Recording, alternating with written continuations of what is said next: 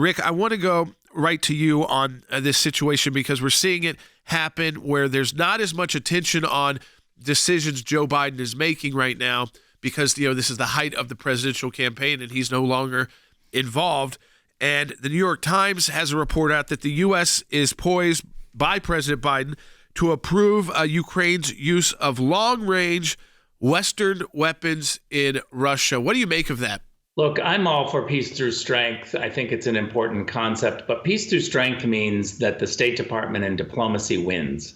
It means that you have a very strong Pentagon and a prepared military, and yet the diplomats go in with a peaceful solution. And I don't see that strategy coming through from the Biden team. There's no peace through strength. It's literally just more war and more war funding. And that's what's troublesome to me. We want to have a U.S. military that's capable. We want to be able to stand for democracy and freedom. But we don't have to do that just by causing war and doing war. Dick Cheney, who is probably the epitome of someone who immediately goes to the war solution rather than the diplomatic solution, he's endorsed Kamala. He likes Kamala Harris's ability to look at the situation and immediately say, well, let's send in the military and where's the money for more war?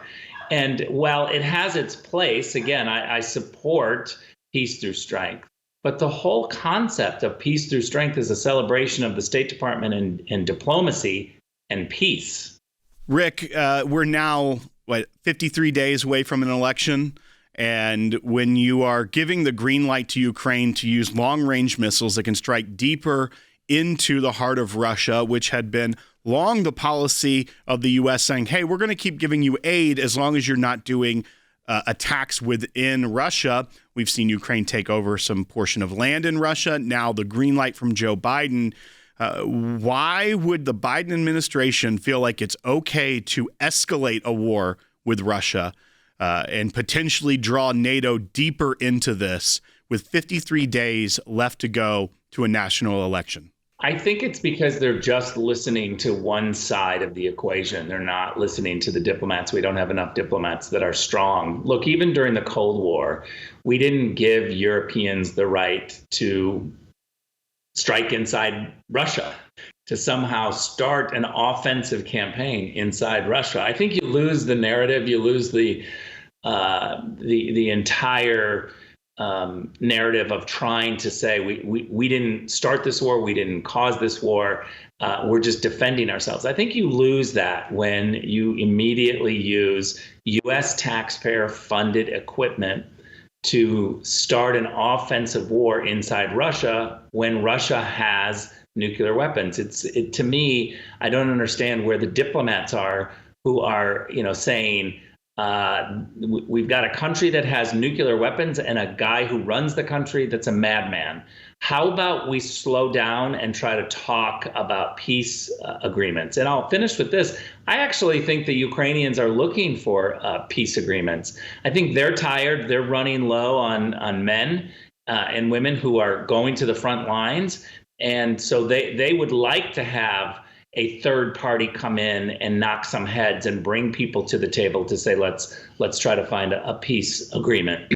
I think they're looking for that. Russia's looking for that. But there's no U.S. person who's able to stand up and bring the two parties to the table. Rick, we know the United States Senate and also in Congress, both the House and Senate, are looking into what went wrong in Pennsylvania on that assassination attempt of President Trump just before the Republican National Convention. Some of that has been made known to people about the lack of actual Secret Service sharpshooters there and some of the other wrong decisions or decisions that were certainly questionable. But have been behind closed door hearings ongoing, and ultimately there will be a report issued. And Senator Blumenthal, Democrat, he came out of the hearing yesterday, Rick, and I just let everybody watch and listen to his words. I don't have to say it's shocking. He does. I think the American people are going to be shocked, astonished, and appalled by what we will report to them about the failures by the Secret Service in this assassination attempt on the former president. But I think they also ought to be appalled and astonished by the failure of the Department of Homeland Security to be more forthcoming, to be as candid and frank as it should be to them in terms of providing information. And we are going to absolutely insist on the truth and the whole truth in documents and testimony as members of the United States Senate, but also as citizens. What did you learn new today when you said they're going to be appalled? What I'm not going to go into what we have learned in specifics. I'm giving you my reaction.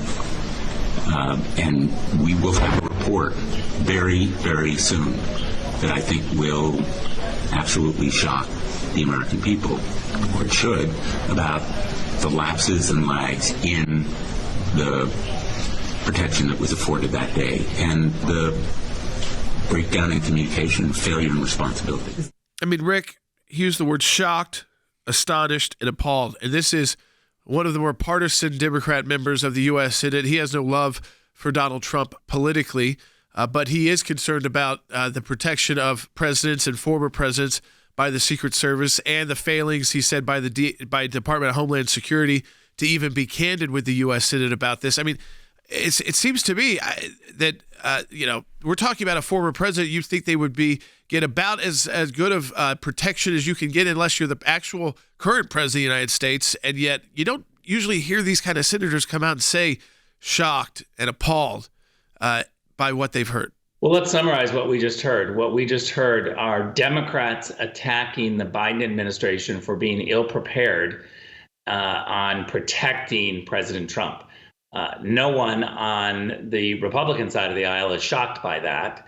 But I think that when you have a Democratic senator speaking out and challenging the media, it's an indictment of the media. They should be having daily press conferences on the updates. We certainly have never in our lifetime, in our recent lifetime, seen such a brazen attack to kill a former president and the person who is running for president as the standard bearer for one party.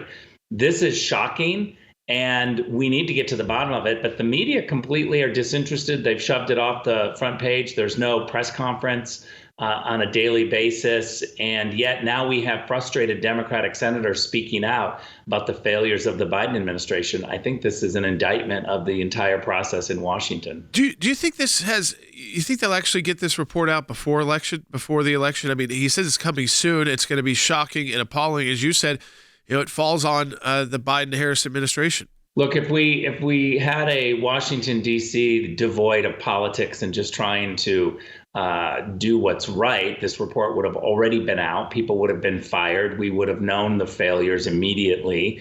And we would have had daily press conferences for what the fixes are.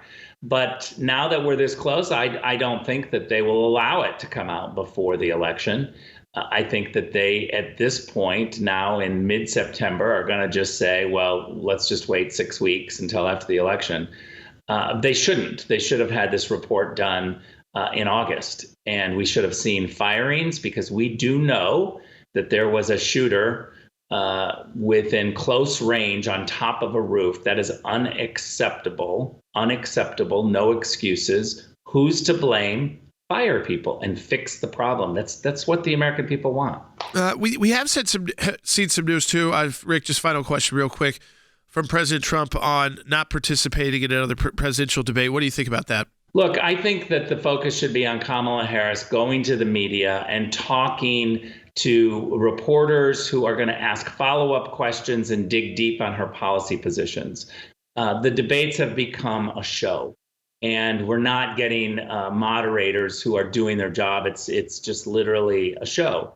And so we need to put the pressure on Kamala Harris coming clean. Why does she want to cut ice? Why does she think we need to eat less red meat? Why didn't she shut the borders? Why do we have 2 wars? Answer the questions. Yeah, I agree. If it's just going to be the same thing where it's an attack on Donald Trump and it's a moment where Harris can say whatever she wants, use whatever kind of general explanation she wants to do for our country, and not even get a follow-up question, that's not going to help the American people. It's doing no service to the American people. Of course, she's going to run away from any debate that would be like a Fox News debate anyways. Rick, as always, we appreciate you joining us on these serious matters.